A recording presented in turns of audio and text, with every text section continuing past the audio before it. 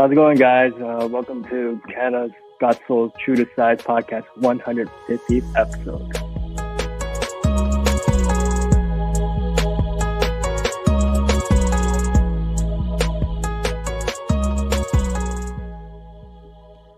What's going on, everyone, and welcome to True to Size. We are a weekly podcast centered around the wild world of sneakers. I will be your host today. My name is Lawrence Hopkins, and I'm joined by the rest of the quarantine at Canada Got Soul, Mr. Alvin Martinez.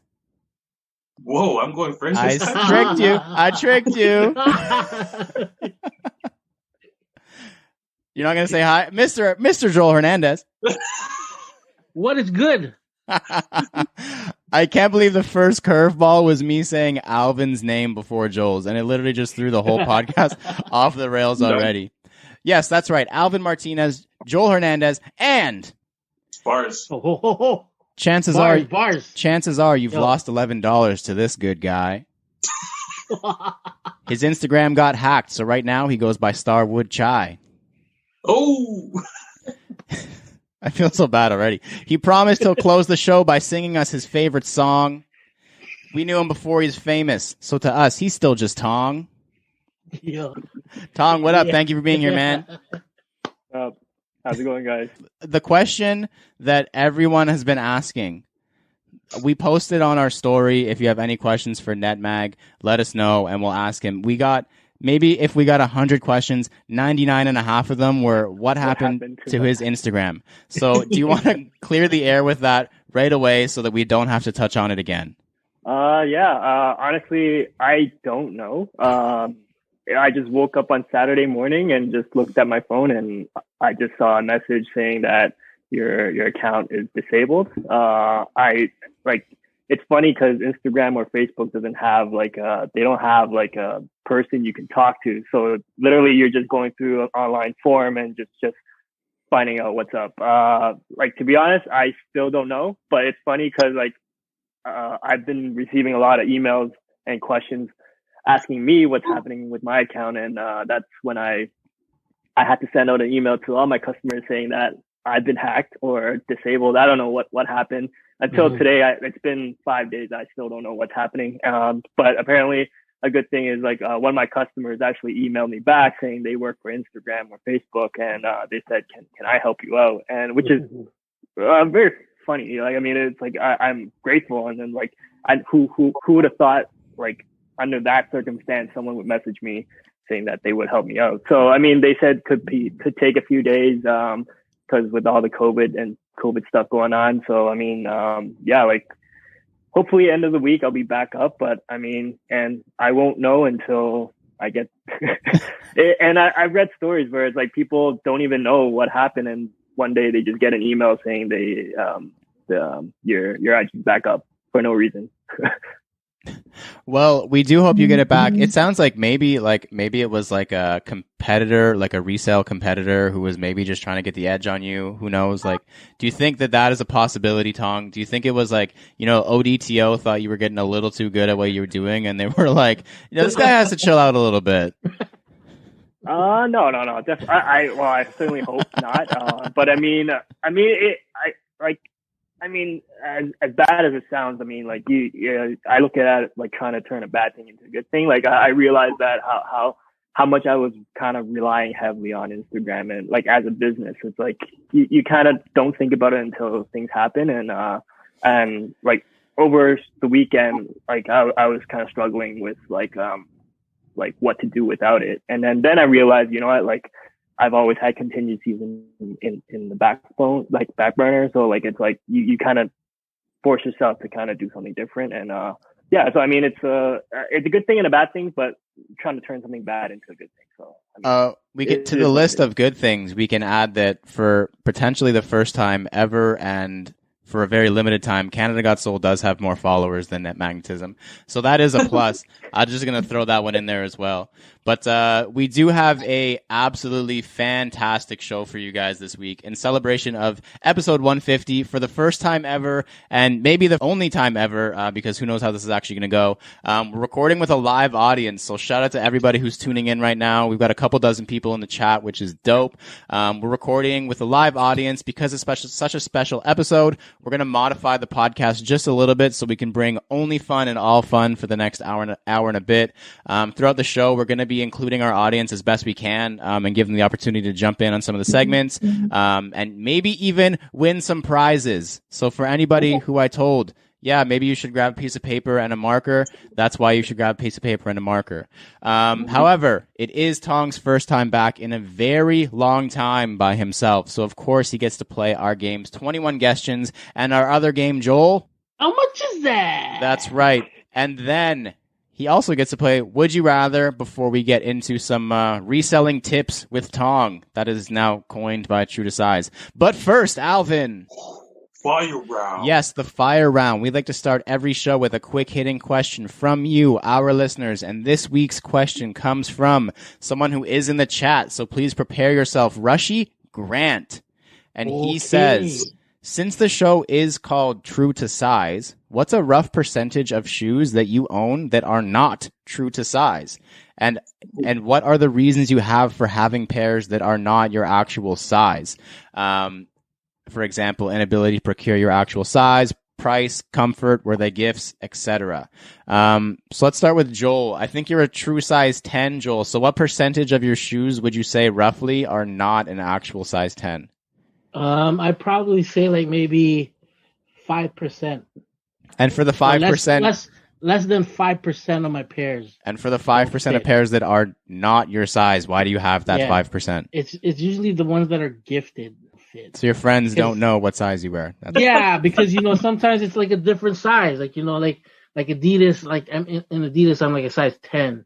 And then like Nikes, I'm a 10.5. And you got to tell your friends and family more about yourself so they know what shoe size you wear. Alvin, what about you? What percentage of your hundreds of thousands of pairs are not your true size? 0%. Really? Yeah. Wow. I've gotten rid of any pair that doesn't fit because I can't wear it, and if I can't wear it, it's just taking up space. It hurts, but it had to go. So. That's impressive. I wish I was still there. I'm in the same boat as you, that when I started collecting shoes, I had a ton of stuff that wasn't my size. Like I was literally just buying things that were like up to a size 10.5, and I wear a size 9, and down to like a size 8. I was like team every size. I was basically just team it's cheap, so I'm gonna buy it.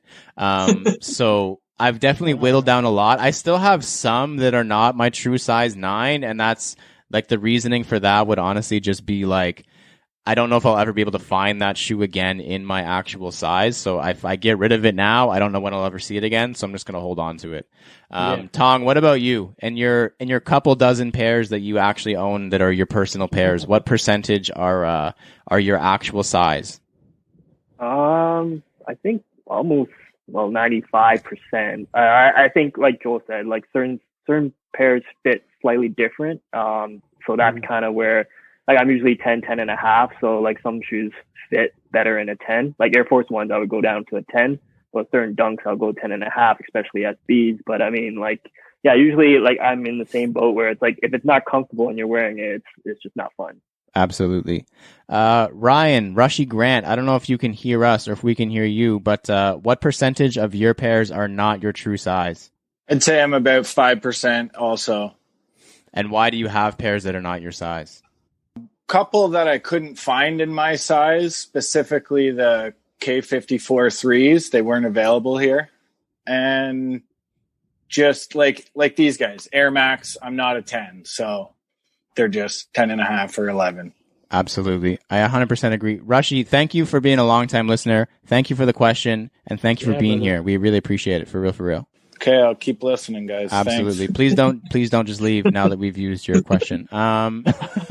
If you would like to submit a question for the fire round and have us answer it on the pod, like Rushy Grant, please shoot us a message on Instagram or email us at canadagotssoul@gmail.com. Next up, Previously in Kicks. This is the part of the show where we review our latest pickups and recap the latest happenings in our sneaker lives. Like I said, we're going to skip through a couple of different of our segments this week. So I'm going to go first because I would usually go first in the CGS picks, and because I don't have the ability to do that this week, I need to feel validated in another segment. So I also had a very busy week. So first of all, the good friends at Foot Locker Canada and Adidas Canada sent over a package containing the Adidas Ultra Boost DNA 5.0, I believe is what it's called.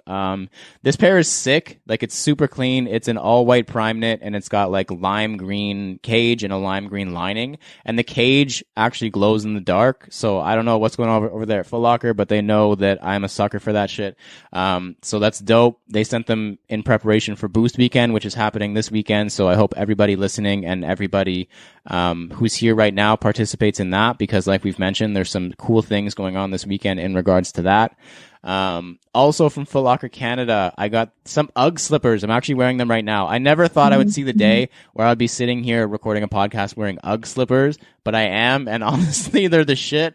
I really like them. I live in a basement now, so I always have cold toes, and once again, Foot Locker came through in the clutch, and I really appreciate that. And finally, Under Armour Canada / Curry brand came through with the Curry Flow 8. So Under Armour's been a friend of ours for a long time now, and they have like a new pair coming out. It's the Curry 8 with their new Flow cushioning system. They come out on Friday, I want to say, December 11th. And there's a bunch of things that are exciting about this shoe to me. The main thing is the grip and cushioning system. Obviously, there's a new cushioning system called Flow, updated from Hover, and it's a groundbreaking shoe because they've actually taken away the outsole of the shoe. So there's no actual outsole. It's just the cushioning midsole and ground. That's it. So the cool thing about that is Steph has said it's the grippiest shoe he's ever worn. And he said that he used to gauge a shoe's grippiness by the squeak, like you're on the hardwood and it goes, ee! And apparently that's actually not a good thing. So you don't want any squeak. And he said they're just silent.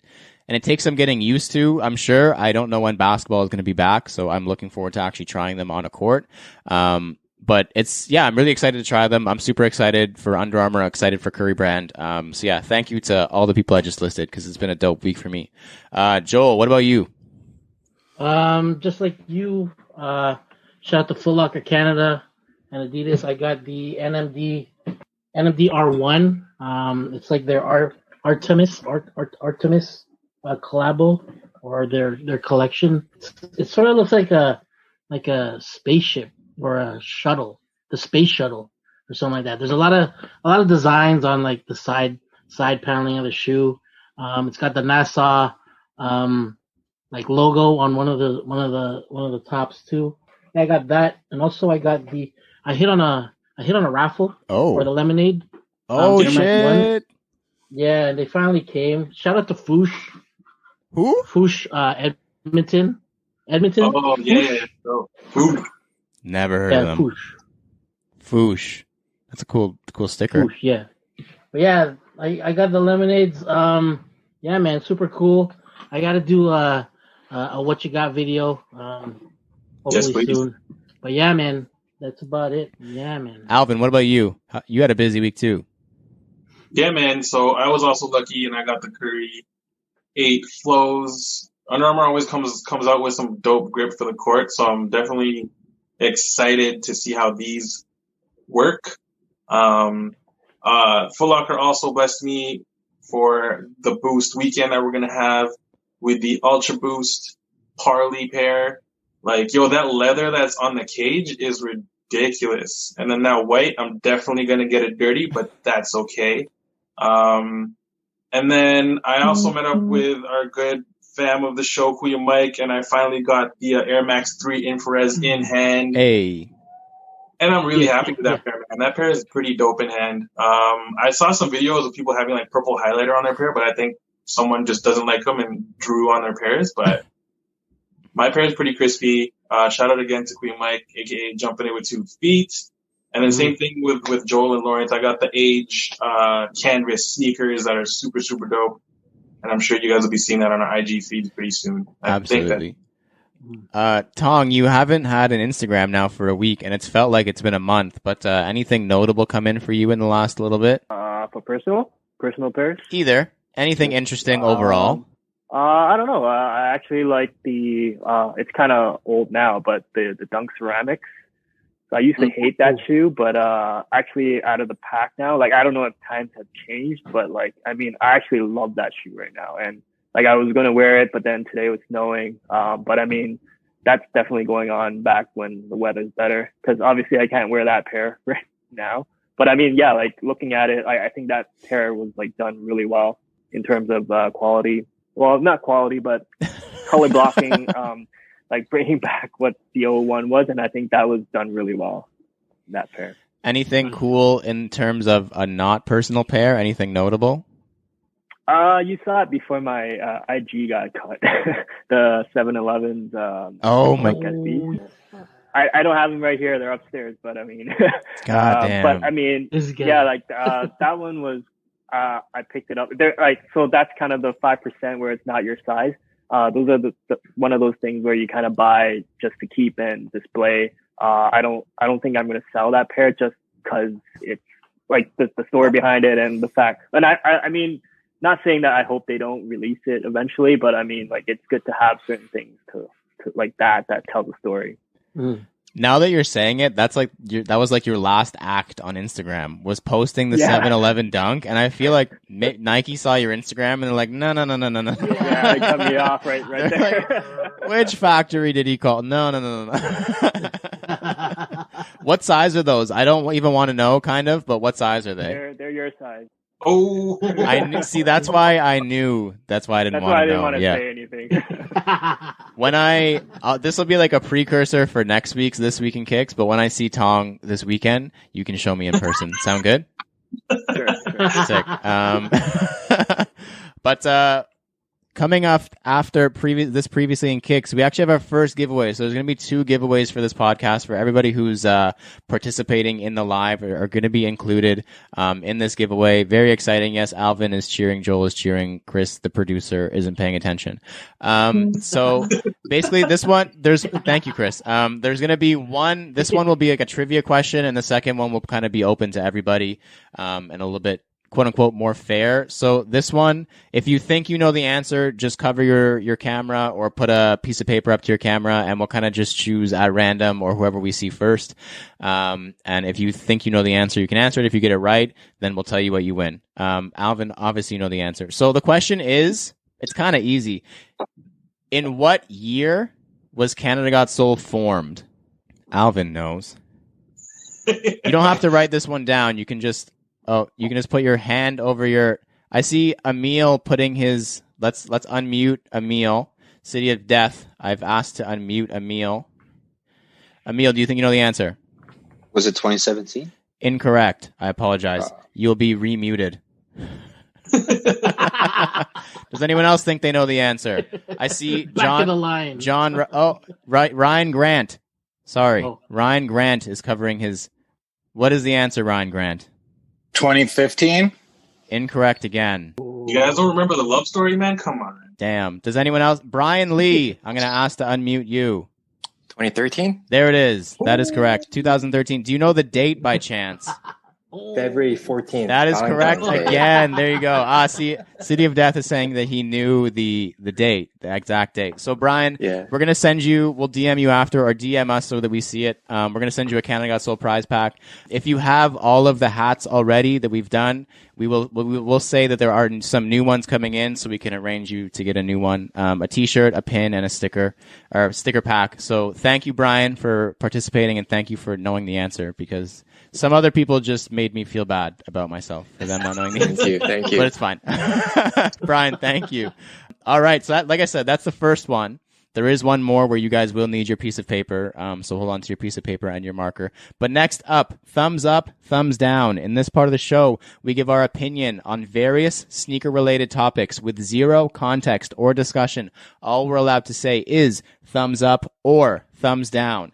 And there's two here because one of the questions was submitted by Duo, who is here somewhere, and one of them is one that I thought of myself in relation to Netmag, possibly the people who got his Instagram hacked. So the first one for thumbs up, thumbs down, and everyone participating can also give your thumbs up just visually. That'll be cool to see.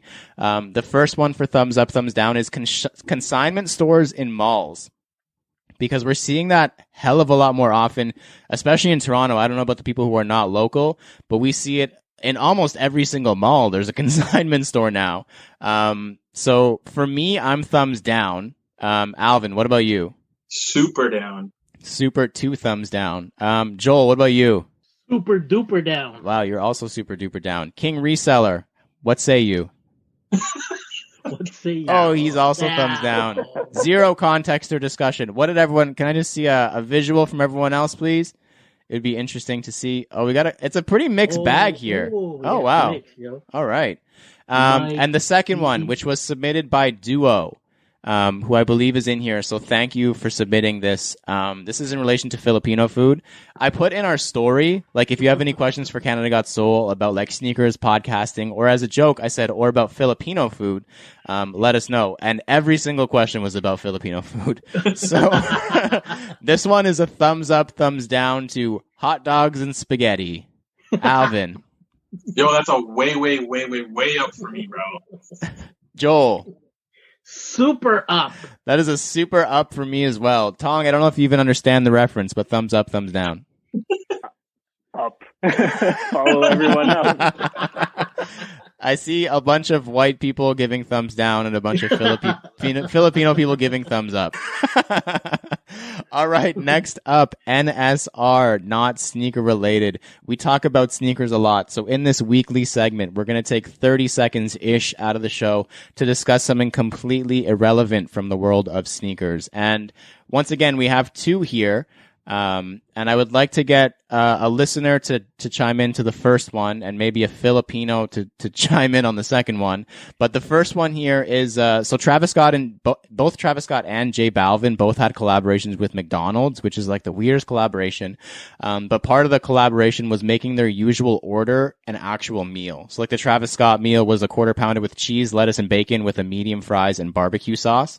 So I want to know, because all we talk about is food, if you did a collab with McDonald's, what would be your meal? While you think about it, I'll go first. And mine, I haven't changed since high school. So mine is a McDouble, a junior chicken, a small fry, and it would have been a Smartie McFlurry, but I don't think they make that anymore because I'm still on Team McGangbang all the way. I got a lot of, once again, white people shaking their heads yes, which is dope. Alvin, what about you? What would be the Alvin meal at McDonald's? So I'm doing a McGangbang, but I'm gonna elevate it a little bit. I'm gonna get a Big Mac, throw the McChicken patty in the middle, God. with extra mac sauce on the side, with medium fries and a Coke. And then I would probably also do the Smarties McFlurry that doesn't exist anymore. R.I.P. to the Smartie McFlurry, and shout out to Mike D for putting his McDonald's up to his face right now. Joel, what would the Joel meal at McDonald's be? Okay, so I would get like a Big Mac, but instead of the mac sauce, you get the McChicken sauce in there. Oh, and then instead of the top bun with the sesame seed, I would put the hamburger bun. Oh shit! So, and then I would get like a 20-pack of nuggets, and then I would get like sweet and sour sauce, and then you mix that with honey. Oh. Bomb. Joel has done this before on several occasions. Yeah, I've never seen you more excited for a question that I've asked you in the 2 years we've been doing this now. Tong, I know you have a McDonald's fix in you. What would be the Netmag meal at McDonald's? Fuck. Does anyone remember the pizzas they used to do like 20 years ago? Yeah, but I really want those, but those are long gone. But like, if for current menus, I'll do like double fillet fish with large fries with McFlurry.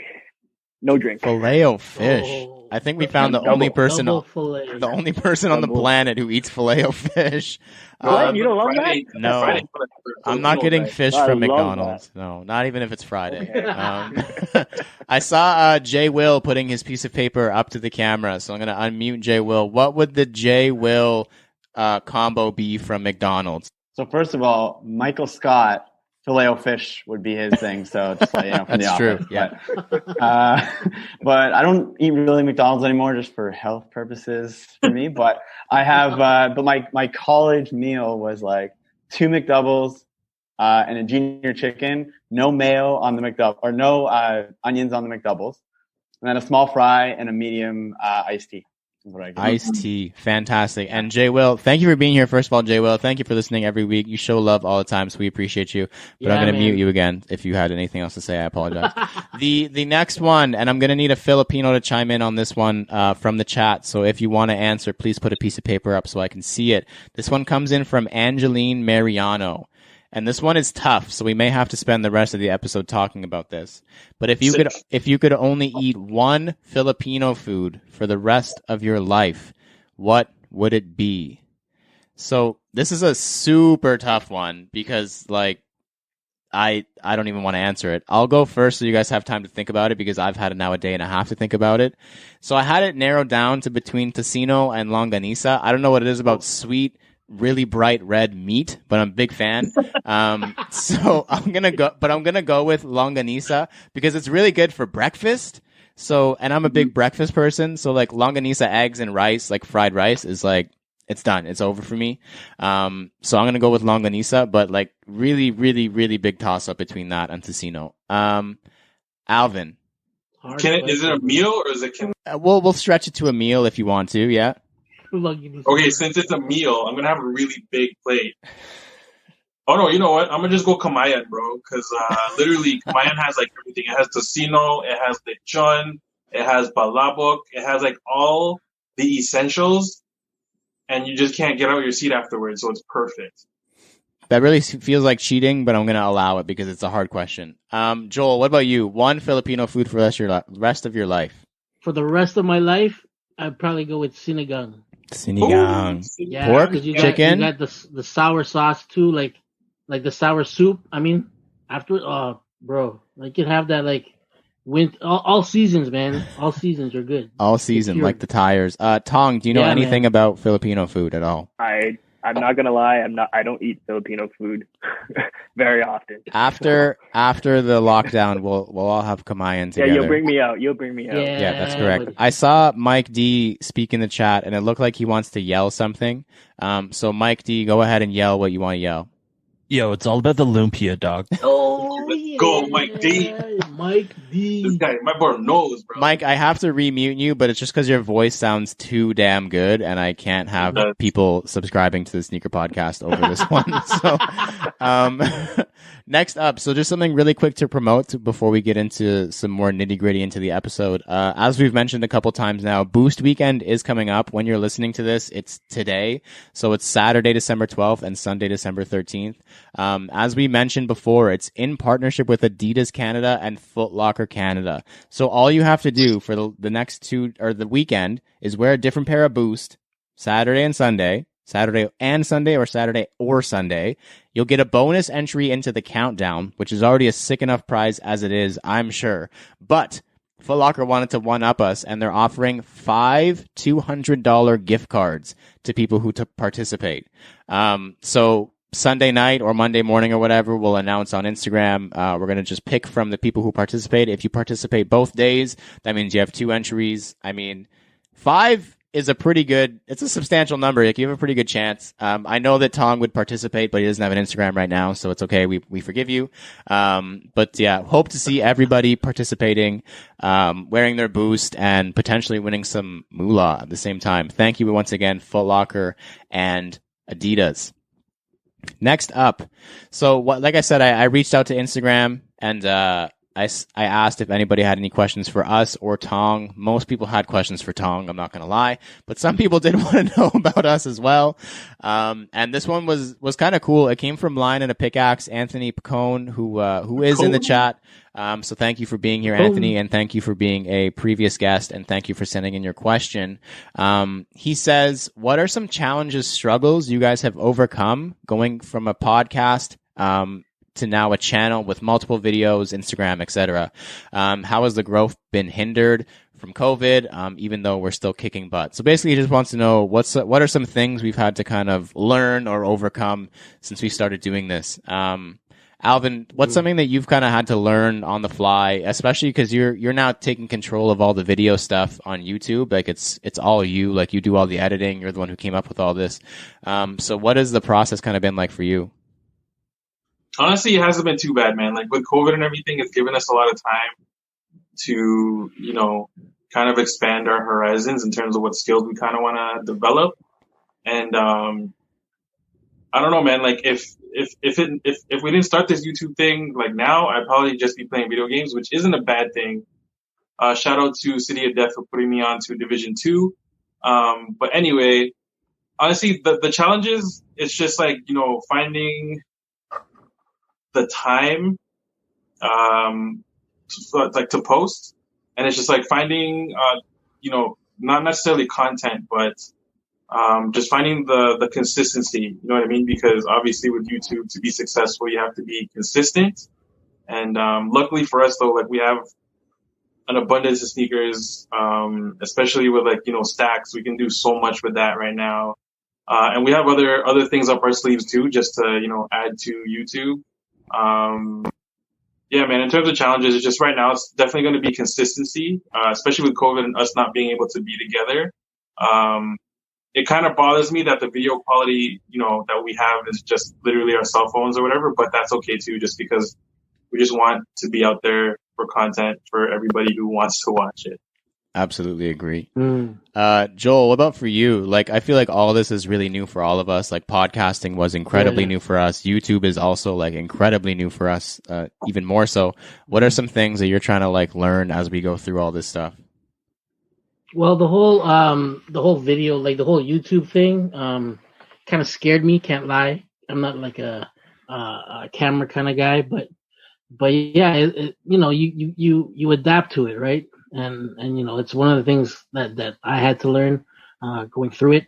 But the one thing I really miss the most is just the company of like everybody and like like even if we have like guests and whatnot, like we usually run the pod out of my basement, so it's like people come over and whoever our guest is, the routine. I see a lot of guys shaking their head, but a lot of the routine is like we have like a dinner kind of thing first, and then we run the pod after.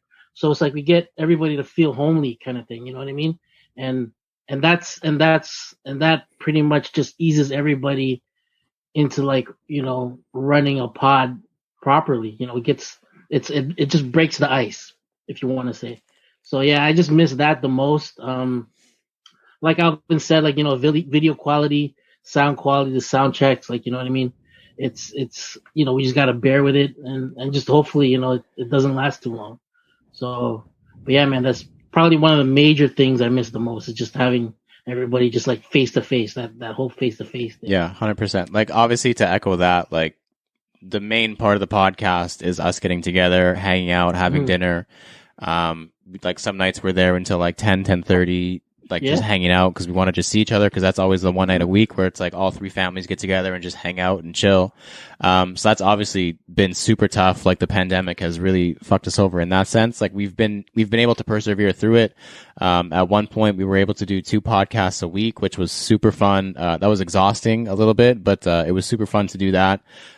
Just in terms of stuff we've had to learn, like podcast wise, like none of us really know anything about anything when it comes to podcasting or YouTube. Like, it's all really like self-taught and like feeding off of each other and being patient with one another and just kind of learning.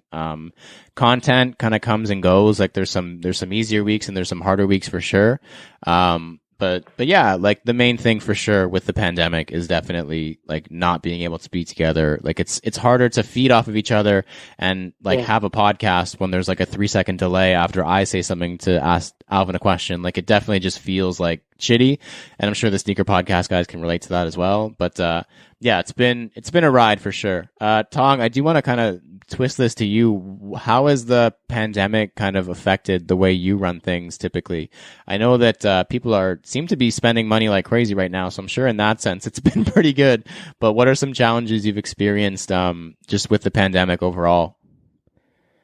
Well, basically, I think from buying shoes, it's always been the same because we never really had a storefront. So, I mean, it's all purely online. So, I mean, that hasn't really changed. I mean, even when it first started, actually, it was pretty strong too. Like it was, I guess people just didn't know what, like they wanted to buy stuff that they couldn't go to the mall and like that, in that sense, like business has been doing well.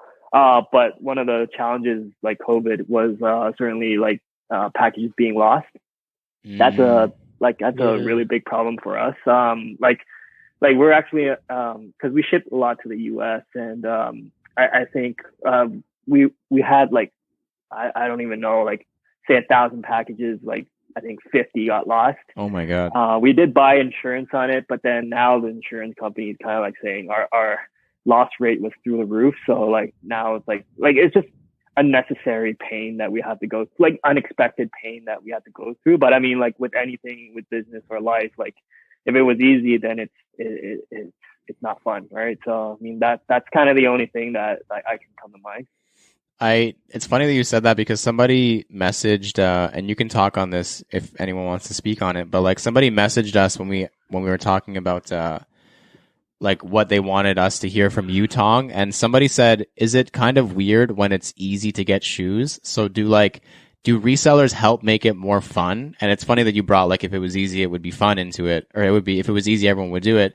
Like if getting shoes was easy, would it be like less fun? It's kind of more fun having the hunt.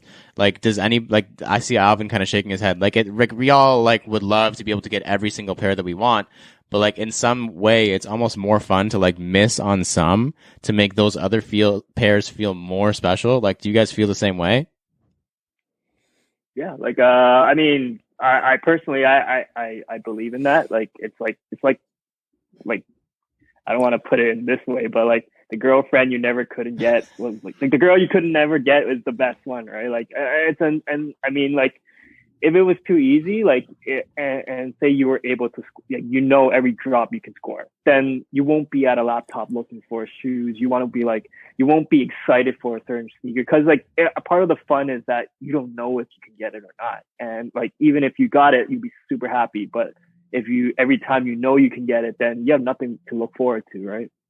Yeah, 100%. And resellers are obviously like the person who asked the question. I apologize because I don't remember exactly who it was.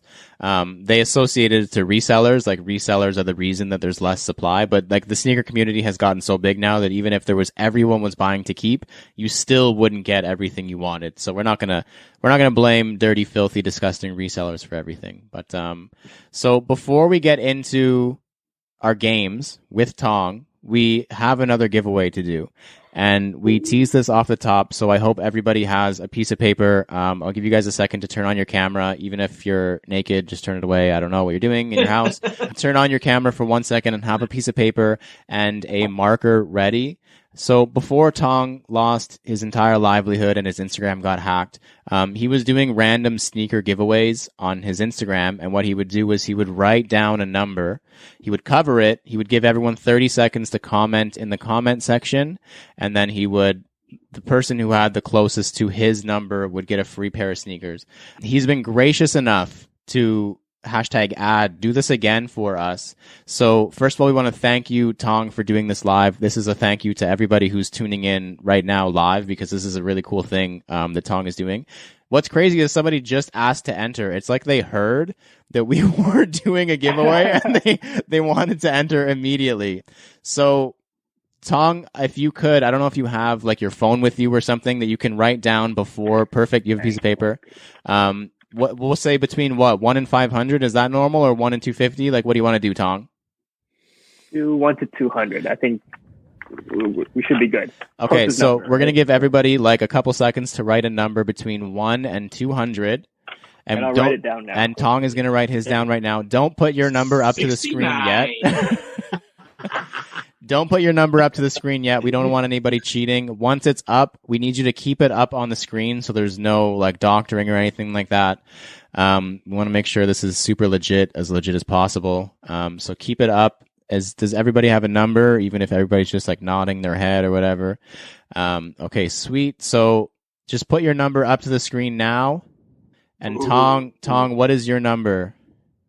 169. 169. We have 137 there. 100. Gosh. Oh, 168. Damn, Evil NYC 168. Oh, One off. damn, dude. Holy crap. All right. That's hella impressive. Holy shit. Good work. Okay, Evil NYC, DM us because you can't DM Tong right now, and we'll arrange something for you. Tong, thank you so much for doing that. Congrats to Evil NYC. He hasn't told us what it's going to be. I'm sure he doesn't even know what it's going to be yet. A random box. A random box. There you go. In your size. Yeah. In your size. There you go. All right. So now the moment that everyone, excluding Tong, has been waiting for. It's been 2 years since he's been here, so this is the first time he's been here solo since we've had the new run of people, and since I've been hosting, and since we started doing this all over again, we've introduced 21 questions. So Tong, I know you listen from time to time. You know how this works. You have 21 questions. You need to answer them as quickly as you can. At the end of it, I'm going to give you a score, and it's probably not going to be very good. Are you ready? Yep.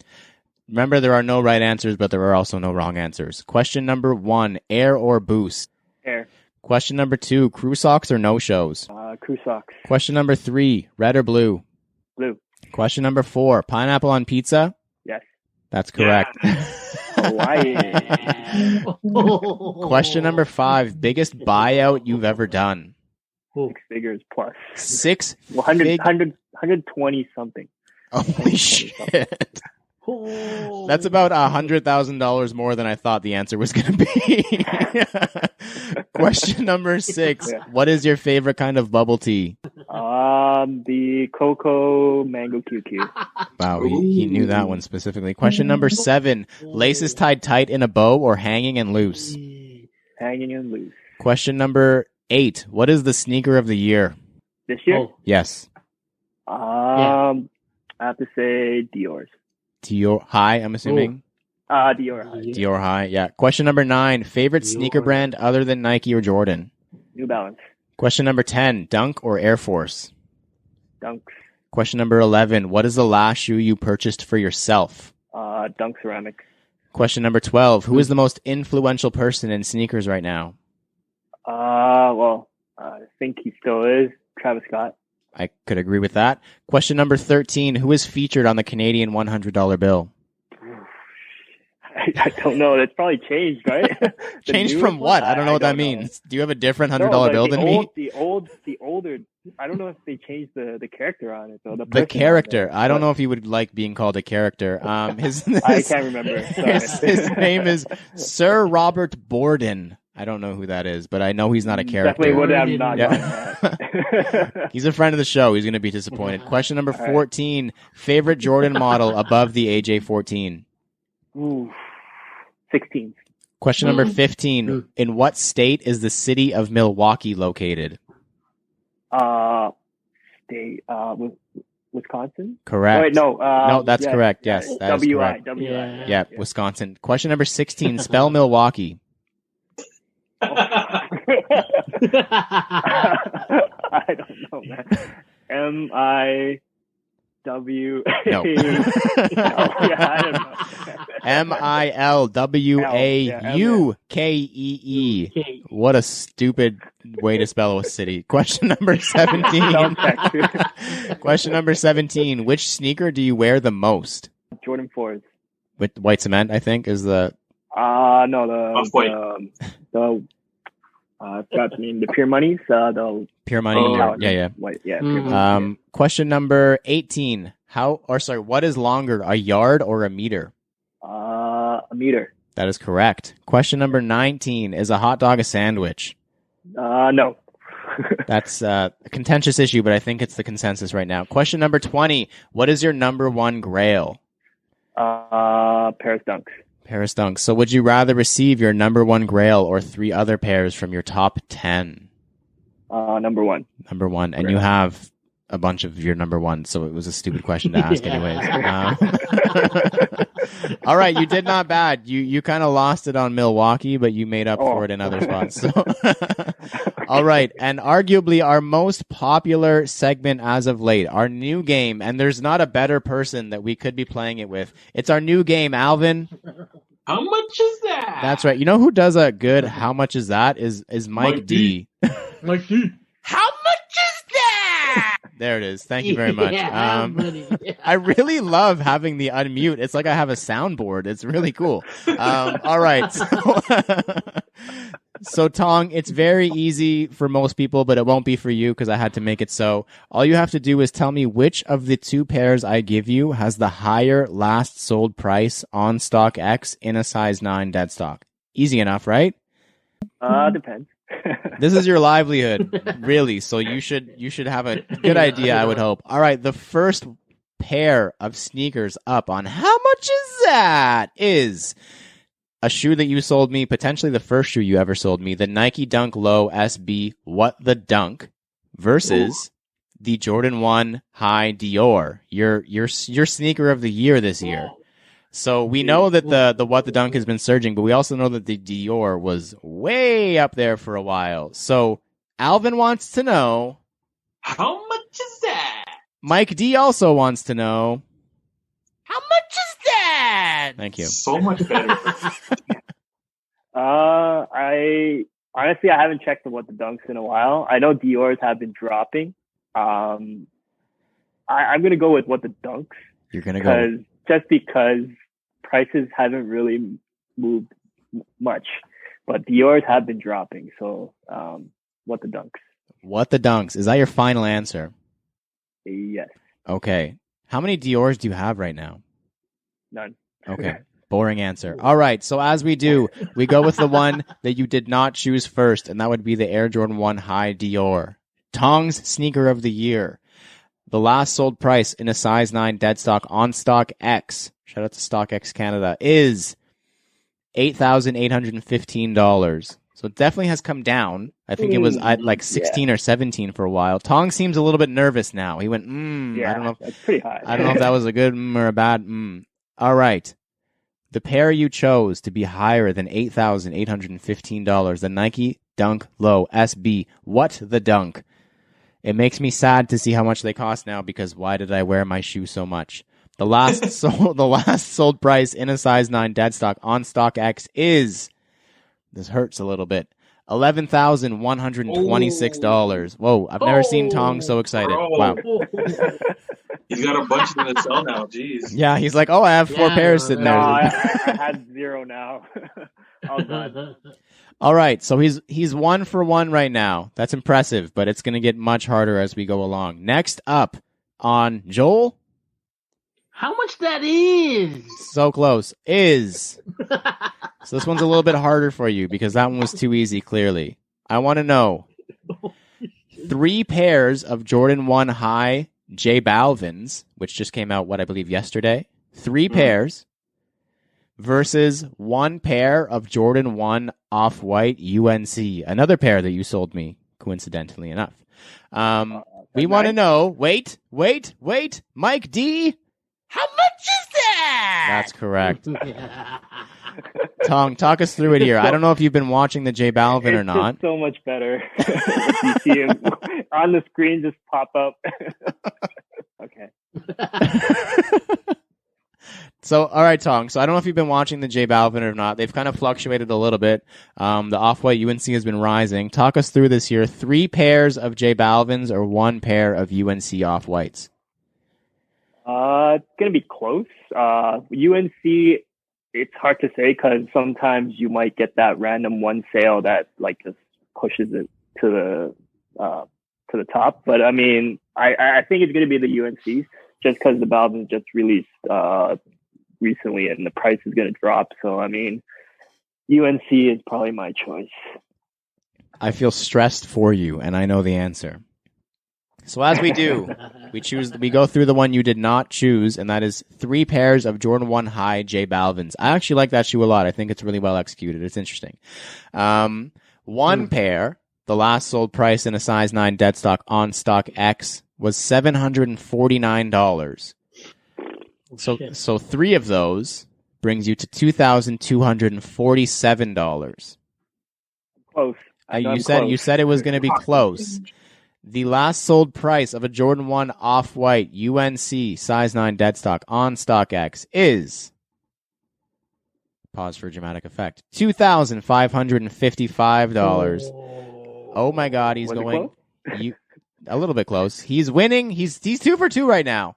I gave him a third one because I thought he was not going to go 2 for 2 and I wanted him to be a loser, but we're going to have to do the third one now anyways. And he's already going to be up. But this one is definitely going to be harder, and I hope it stumps you.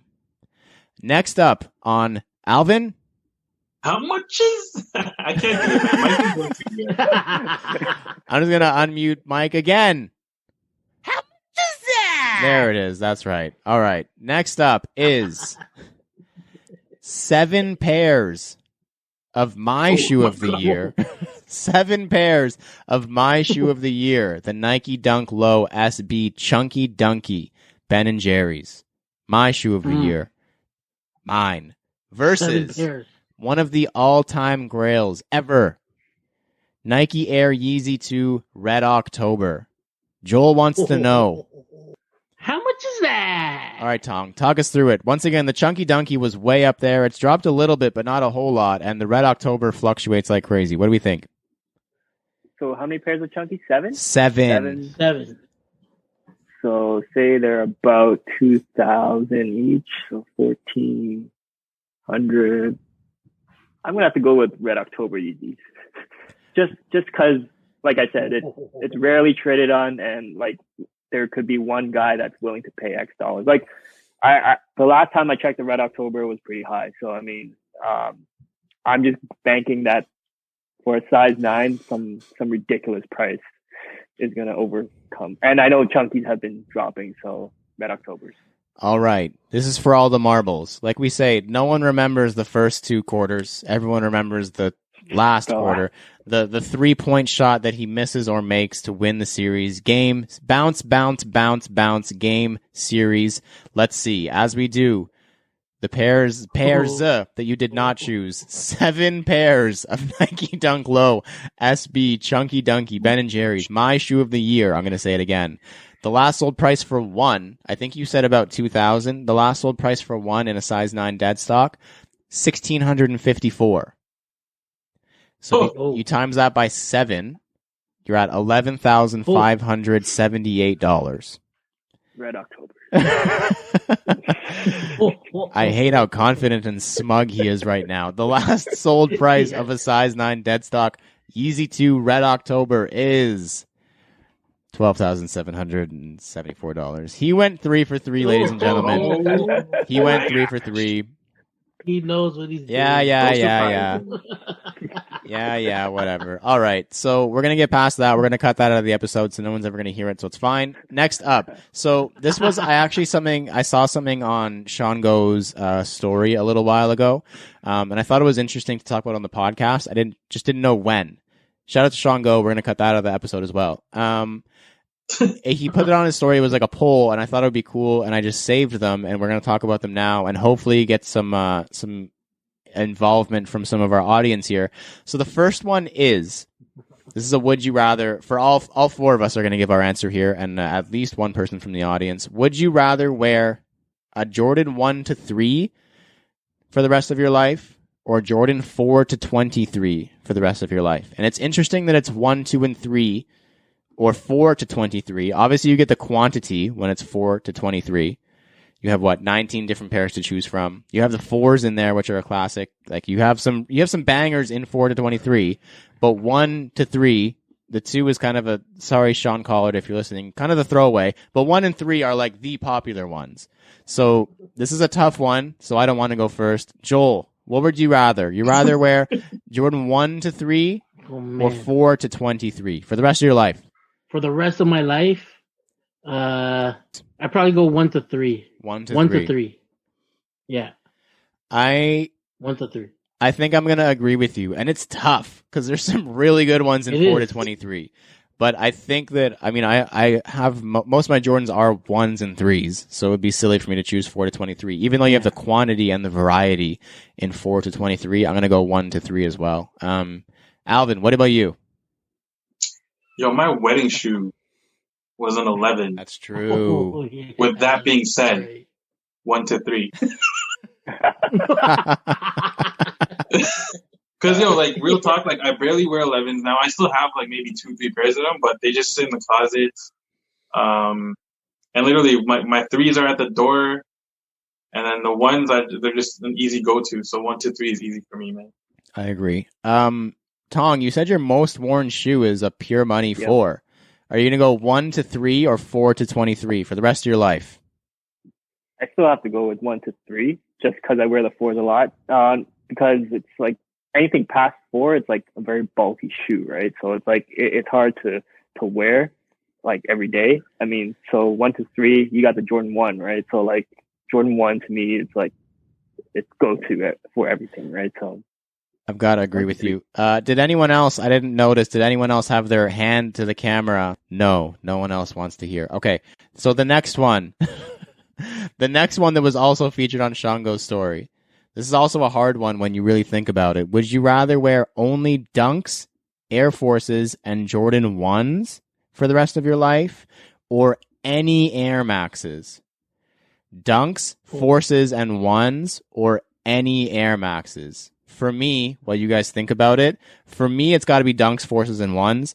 Once again, it's what I wear the most. I love my Air Maxes, and I'm sure my feet would regret that decision, like in my late 40s, 50s, 60s, not being able to wear some cushioning that there is featured in an Air Max. But as of right now, it's got to be Dunk, Force, and Air Force 1 Dunk, Force, and Air Jordan 1 for me. Alvin, what about you?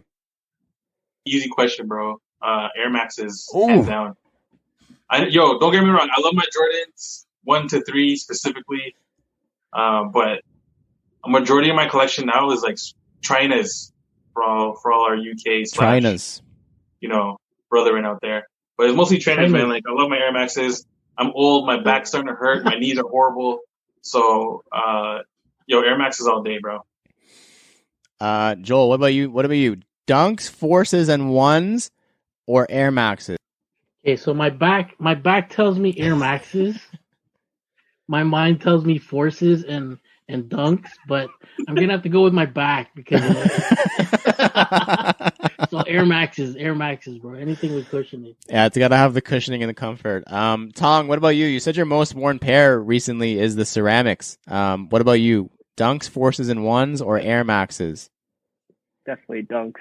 Really? Air Force, and Jordan 1. I'm not too big of an Air Max fan. Like I mean, like they're nice. I only like certain models, but like if I have to give up those 3 models for one, definitely the first one. So we're at a crossroads here. It's me and Tong versus Joel and Alvin. Does anyone want to break the tie? Does anyone want to jump in? Cover your camera if you're interested in speaking at all, and let us know.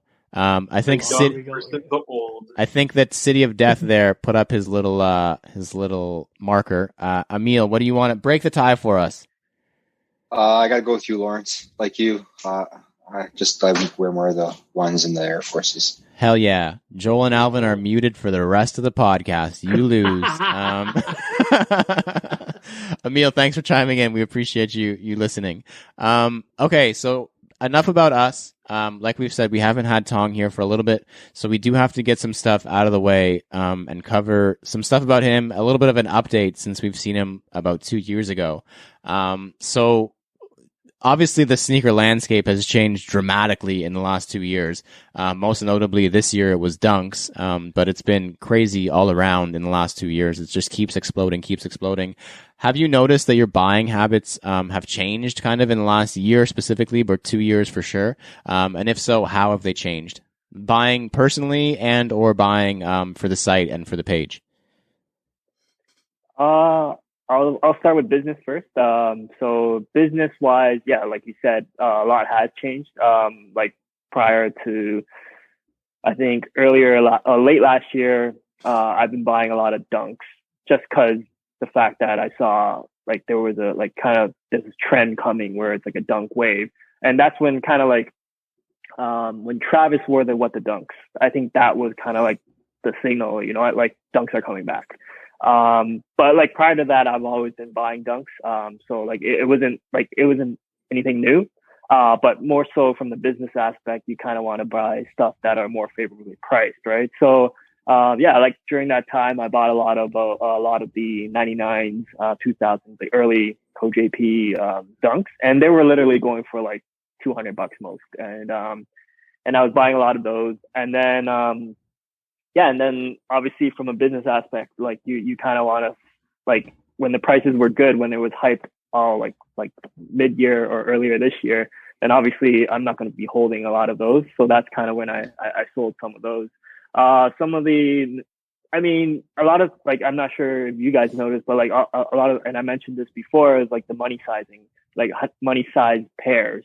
That has changed dramatically over the years, and like that also changed my perspective. Like kind of like even knowing what pair to buy versus what size you need to get, it's a big question, right? Like so many changing variables, and like because of that change, like I wish I bought a lot more out of that size 8 to 9.5 spectrum, and I should have sold some of the 8 and 9.5 early when it was kind of hot. But I mean, now it's changed to a point where I have to like kind of bring in, like I'm actually targeting a little more bigger sizes just because I know a lot more people, like at least the people I know are bigger sizes, and like sometimes I don't have enough, and knowing the size runs that are available on the market, usually it's very low in terms of like a size, like 11.5 and up. Like it's not that many. So yeah, from that perspective, that has changed. Personally, for personal purchases, that hasn't really changed. Like I mean, there aren't too many pairs that I'm chasing after, like personally. But I mean, like when it comes to pairs that like are new releases, like, I mean, I do buy from StockX, and if like, cause it's just a little easier. I don't have to like look for a certain pair. I know how much I'm paying now. And like, so that's kind of where I look for those pairs if I can't get it myself. You kind of touched on it, and I was going to ask, but like, I don't know if you want to reveal all of it, but like, I'm sure a lot of people want to know, like, where are you getting, like, you buy a lot in bulk, like, where are you getting a lot of these pairs? Is it like scrounging through eBay? Is it buying locally? Like, where do you find yourself typically buying pairs now?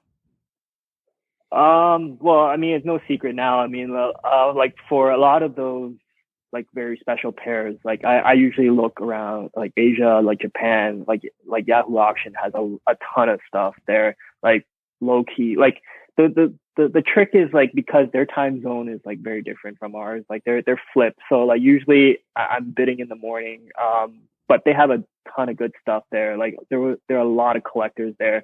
And usually sometimes the prices are pretty fair. And like, I mean, I find it better than eBay, from my perspective, just because, like there's more confidence. There's less fakes in Japan. I'm not saying that there is no fakes, but like, I mean, some of the stuff you find there is like, you would literally find a 1996 OG bread in pristine condition, probably better condition than the 2019 release, right? Like, I don't know how these people keep them in such good condition, but I mean, yeah, like if I'm searching for those like one-off pairs, like definitely like Japan has been my go-to.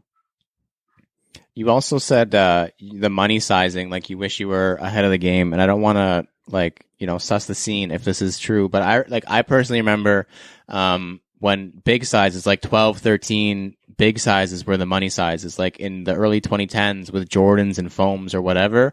Big sizes were like the big sizes, the ones that went first. It was always these big dudes who were like at the front of the line because they knew their size 13 was going to go first. And then obviously when the stock X and like stock market of sneakers opened to Asia, like just the mass population of people is the reason that small sizes are so expensive now. But I'm starting to see it flip. Do you think that it's coming back to the big sizes just based on quantity produced, that it's starting to like level off and the big size is going to be the money size again? No, I mean, it's hard to say. I mean, like we know that like the biggest buyer. Like there are a lot of buyers from China that are buying this. That's what caused the kind of the money size to go up.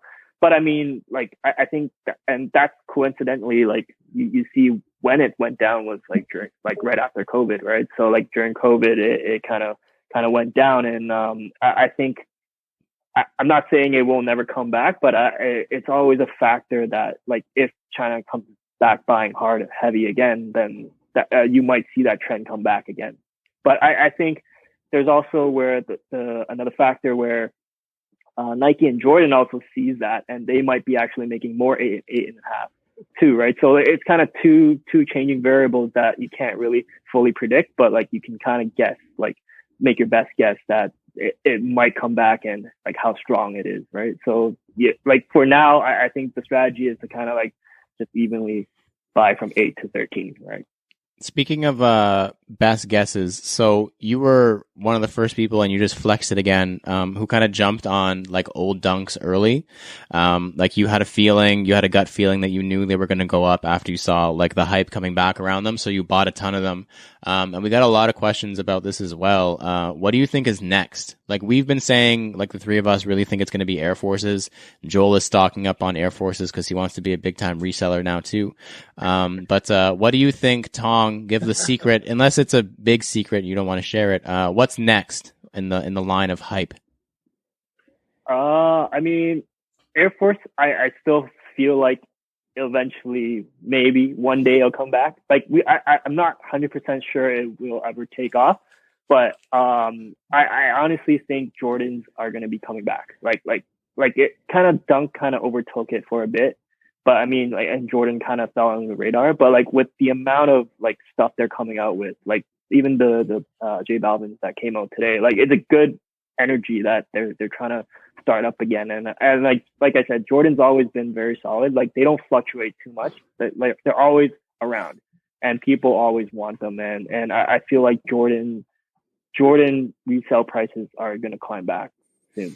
If not, they're already high enough. But like not the crazy grails, but like I mean, like just the normal Jordans, like not to say GRs, but like your white cement 4s or like kind of your black cement 3s, like even those have been slowly climbing back. Yeah, up. they have.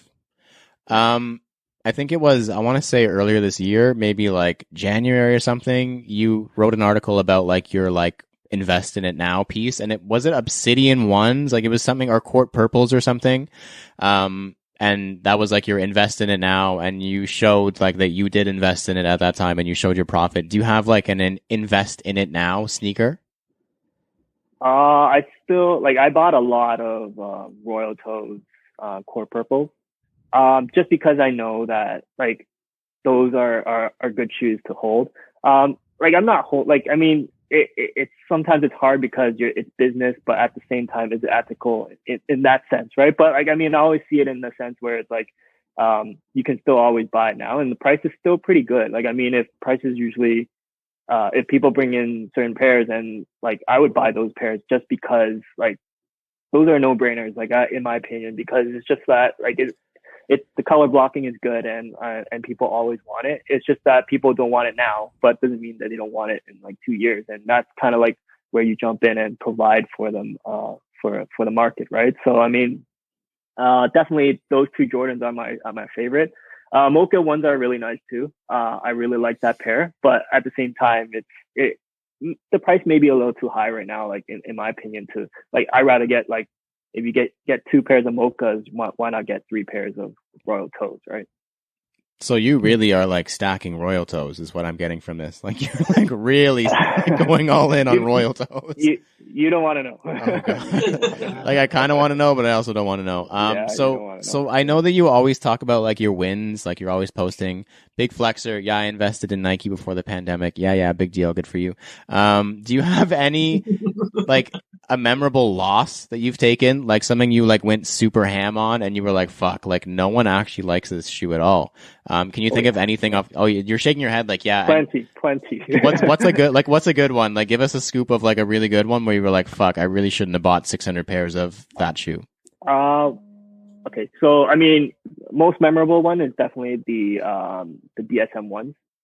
It's like that patent navy blue. Like honestly, when it came out, I thought it was like a really dope shoe. But like, it was like $500, and it just like dropped to like, I don't even know if it's worth $200. But I mean, I like that shoe. I kept the pair. Like, good thing I didn't buy too many of that pair. But I mean, like, that was the pair that was most surprising. But the one that I went a little big was the OVO 10s, black pair. Oh. That was a terrible shoe. Like, it was like like after that, I was so scarred from like every time Drake's gonna make a drop, it's just a red flag for me. It's like I always have to like be very cautious now. I mean, it's a good pair, but it's just like, for some reason, I don't know what happened with the resale prices. Like, it's just like, just went to the shitter, right? So, I mean, yeah, like, and, but more recently, the Fragment 3s, that one is just like, I didn't buy too many, but like, it's just one of those things you just have to buy just cause you want to have a few pairs in stock. And that one kind of dropped a lot. And I kind of know why. It's because it's probably the back tab, where it's like the back tab started yellowing. I think that's a big problem for that shoe. Cause, like, no one wants to wear like a yellow shoe when it's like brand new. Right. And aside from that, like, it's a fairly simple shoe to start with. So like, if you add on that type of problem, then like, I can see why people kind of don't want that shoe, or people don't want to even invest in that shoe. And I think that's the good example where you see that resellers don't buy that shoe. Look what happens to the price, right? Yeah. I'm gonna get into that. Wow, I'm like reading your mind this podcast. This is excellent. So first of all, I do want to apologize because I remember in a trade that we did, I made you take a pair of my black OVO 10s, and now I feel bad about it, knowing how much you hate that shoe. You could have said something, man. Like, no, don't give me the black OVO 10. I hate it. But so you and I had a conversation like a little while back. I don't remember when it was, and we said, okay, we're gonna talk about this the next time you're on the podcast, and it's now is the next time, I think. And I think that conversation was a year and a half ago. And you said that you think like the resale sneaker bubble and like the price inflation and like the dunk bubble is like majority fabricated and inflated by resellers, like resellers buying from other resellers and like just inflating the price over and over again, and no one is actually like buying this shoe to wear it. So that means that the actual supply is remaining the same, like it's always remaining there. So can you just explain that better than I did, because I don't have a business degree. Actually, I don't think you do either. But but you know it a little bit better than I do. And if that is the case, do you think it's sustainable, or is it going to pop? It's not sustainable in my opinion. Like I said, people are just buying the shoe hoping that it will keep going up. It's like it's the perfect Ponzi scheme, right? Like, if people, like, we'll just use the What the Dunk for example, right? Unless you have an end user where it's like a collector like you that really wants the shoe, that's willing to pay $11,000 for it. That will work if you're willing to pay $11,000 for it, or people that eventually come in are willing to pay that price. But a lot of people are just buying because, okay, I see it at 5,000. I think it's a good investment.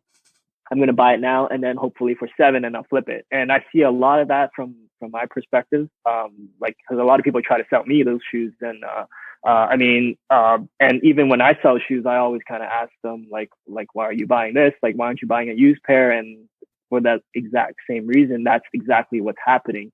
They're holding that pair, hopefully that one day one big buyer would come in and buy it. But like I said, if prices go to a point where it's like kind of like unreasonable, or like kind of like it's not even sustainable, like say What the Dunk that's going 5 digits, it's just not logical. There's too many options that allow for like a sneakerhead to like buy. Like, I'd rather get $100 and $200 sneaker to wear than have that ultimate grail, because like you're not going to wear that pair when you're paying that much. So at the end of it, and I think that's part of the reason why you see the dunk market, especially the SBs, have been dropping for certain models. And that's I think that's where we're at right now. Is that why you mentioned to me before? I also don't know if this is a secret or not. I feel like I'm giving away all your secrets. You're not buying as many dunks anymore?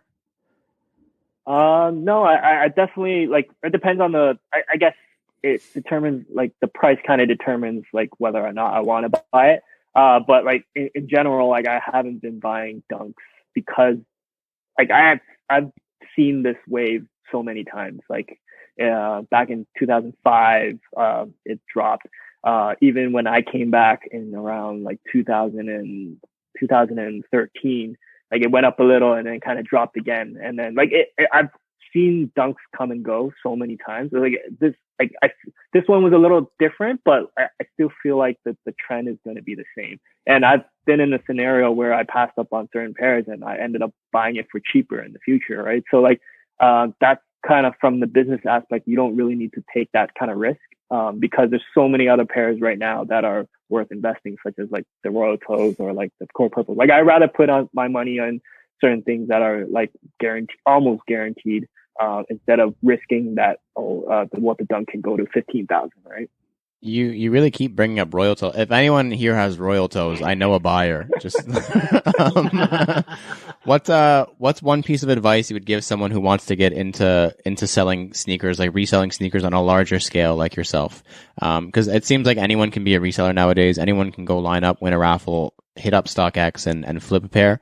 What's one or two or however many pieces of advice you would give somebody who wants to, invest, like actually invest in sneakers and see it through on a larger scale or over a longer time?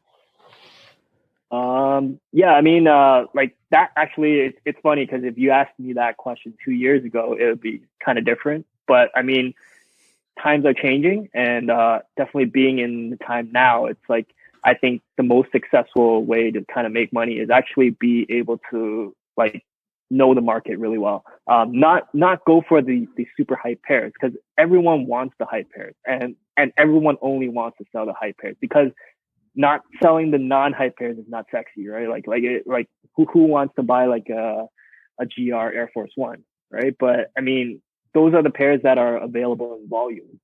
And especially right now, it's like retailers are struggling too. And a lot of times they're like, I remember you sent me a link where it's like certain website was selling for like superstars, like Adidas superstars for like $30. Yep.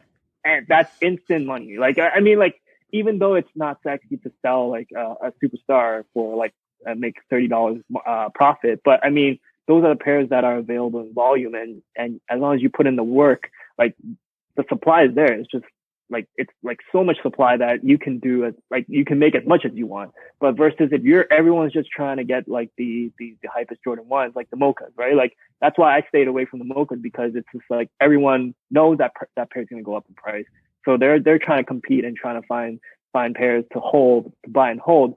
But like my mentality has shifted where it's like kind of like, you know what, there's a lot of other pairs that are flying under the radar. Like, and quite frankly, so like just being open, like I sell a lot on StockX, and I don't sell the crazy grails. I sell like the Converse, the Air Force Ones, like some like I don't do Adidas, but I mean like some like just normal GR Nikes that are just sitting around, like, and like that's been like pretty good for me. And I just sit on like I don't even touch certain other Jordans that everyone's like going after.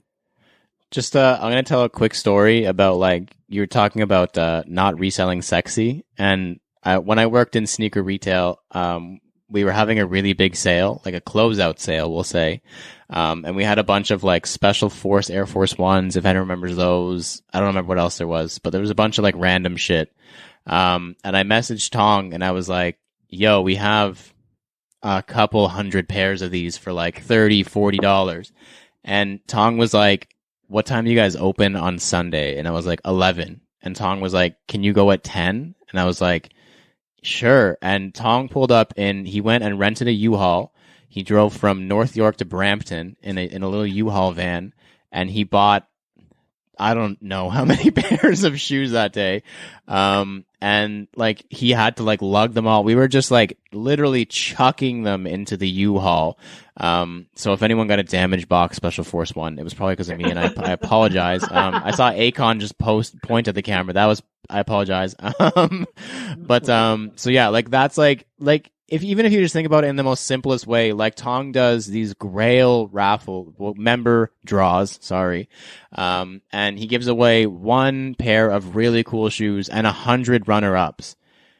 I think you have a pretty good idea of which one he needs more quantity of and where he's making his money. It doesn't need to be said. It's kind of an unsaid thing of where the money is really coming from and what you need to do. If you're an up-and-coming reseller and you want to make that money, it's don't resell sexy. I think that the title of the episode is Sexy Resale or Resale Sexy. I like that. That sounds good. Also, Tong, I hated that day. You didn't even buy me breakfast or nothing. That was, man. All right, just last up. Just struggling to get the U-Haul. Just last up before we wrap up, and thank you once again for being here because this has been awesome. It shouldn't have been 2 years since we had you back. I don't know why it was. What's one thing that's next for you in 2021? So aside from getting your Instagram back, because I'm sure that's next on the list, it's been a crazy year this year, obviously, like a ton of up and downs. I think you posted like a couple weeks ago, you're trying to give away 600 more pairs before the end of the year. I'm not sure how you are still going to commit to that, if you are or not, but that would be cool. But what's next for you in 2021? You just did your YouTube, so you got that going. Like, what do you want to see happen for Netmag in 2021? I don't know. Like, I mean, like the direction kind of shifted, like, from what it was a few years ago. Like a few years ago, you would look at Netmag and like, you want to go to Netmag for a certain grail, right? Like that's all we did.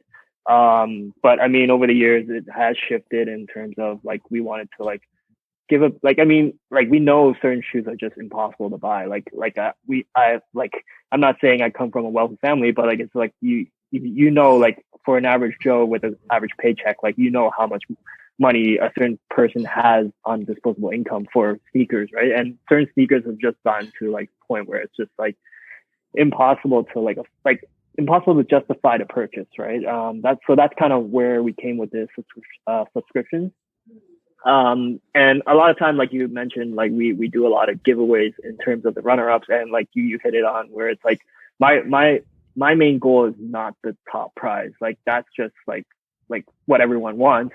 But there's a lot of pairs out on the market that they're good shoes, and like honestly, it's probably something you like, but then you don't want to actually pay money for, right? Like, or like you don't actually want to go to a store and actually buy it. And that's kind of like our goal of like kind of getting everyone to actually start wearing sneakers, not just the hype stuff. And like, that's kind of like our goal with, in terms of what we buy too. Like we want to buy a lot of the good looking Air Force Ones that, get no love. And like back in the day, it's like, we always buy like what we like, but I feel like that's kind of been lost, over the years, in terms of like, everyone just wants to wear what's hot. And I get it. So, I mean, for Netmag, I think we just want to continue to grow that aspect of it. It's just because I want to continue to promote that aspect where it's like everyone should be able to wear different type of sneakers, and not just the hot ones. And like you said, YouTube is like something I'm exploring, but like, I mean, time has been a big constraint for me. And like, and for me, like similar to Joel, like I'm not very comfortable in speaking in front of camera, and like that. And a lot of people want to know like kind of like what we do behind the scenes, and like kind of like what we like, how we run a resale shop. And I think that people have expressed like interest in that, and I don't mind sharing that aspect, because I think for me, I've grown to a point where it's like I don't need to hide too many secrets. Like there's like, it's like, I feel like I should be at a point where I'm able to help others. And like, if you look at it like 20 years later, like what did you do for sneakers? And like, if I can look back and say like, look, I inspired this and this, or this person to kind of like sell and change their life, then that's kind of more important to me than what I can sell you today and how much I can make on one shoe. Tong, thank you so much for doing this, man. This was super dope. Thank you to everybody who is watching right now live. Some people have been here for the entire time, which is absolutely fucking insane to even think about.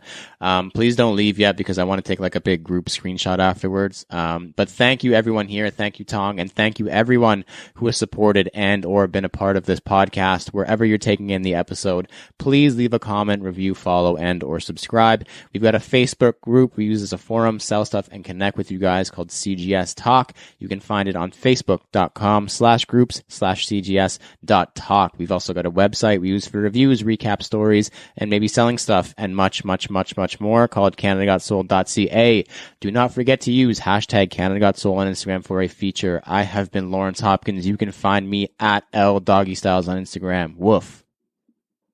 I'm Joel Hernandez. You can find me at Joe Dooney, JO_D3OsNEY. My name is Alvin Quincy, and you can find me at MISTERQ and then bar.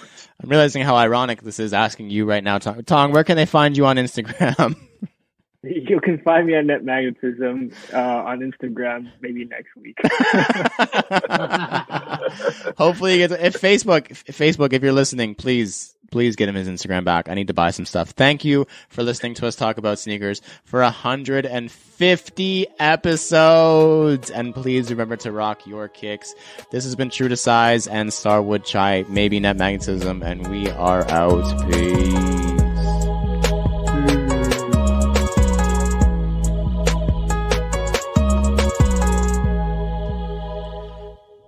Yes, sir. How do we unmute everybody, Chris? I don't know how to do that, producer Chris.